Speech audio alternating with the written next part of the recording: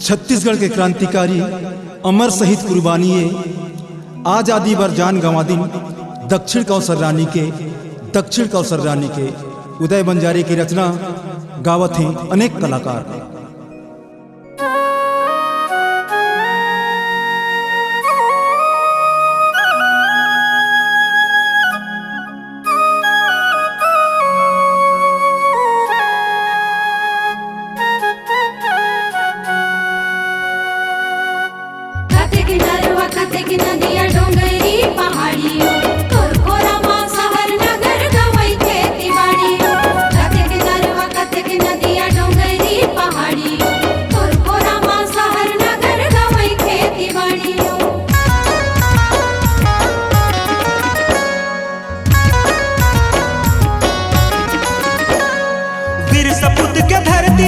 छत्तीसगढ़ महतारी जान के बाजी लगा के करिन पहरेदारी। वीर सपूत के धरती दाई छत्तीसगढ़ महतारी जान के बाजी लगा के करिन पहरेदारी।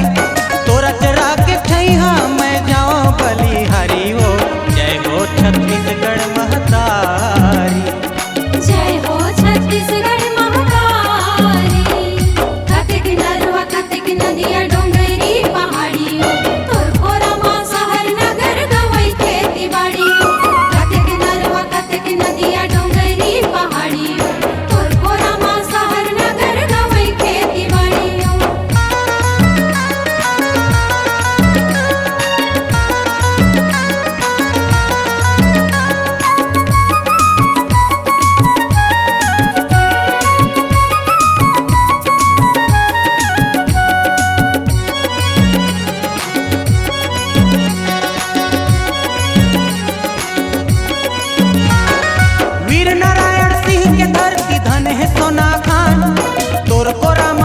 होके राखे तोरे मान।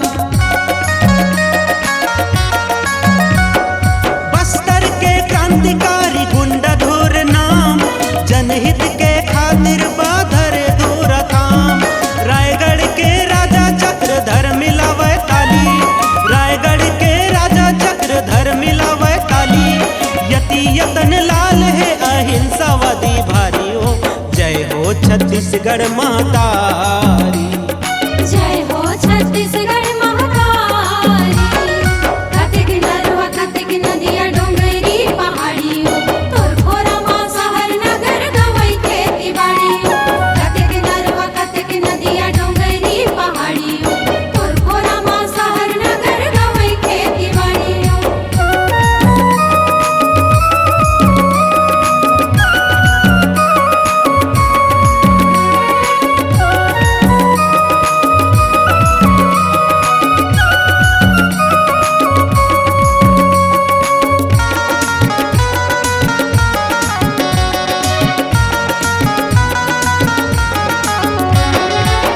अचरक छई हम तोर दाई संतों के उपदेशों।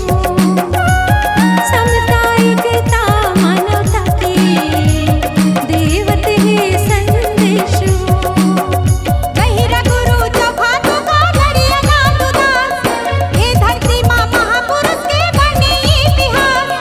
गहिरा गुरु चौखा तुका घड़िया गाँव उदास, ये धरती माँ महापुरुष के बने इतिहास हो।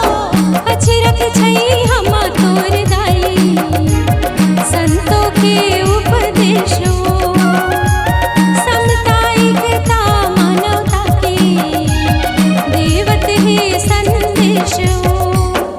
करमला प्रधान माने जन आंदोलनकारी, करमला प्रधान माने जन आंदोलनकारी। क्रांतिवीर शहीद सुरेंद्र साहित्यकारी हो। जय हो छत्तीसगढ़ महतारी, जय हो छत्तीसगढ़ महतारी। कतेक नरवा कतेक नदिया डोंगरी पहाड़ी तोर खोरा मा शहर नगर गवई खेती बाड़ी। कतेक नरवा कतेक नदिया डोंगरी पहाड़ी तोर खोरा मा शहर नगर गवई खेती बाड़ी।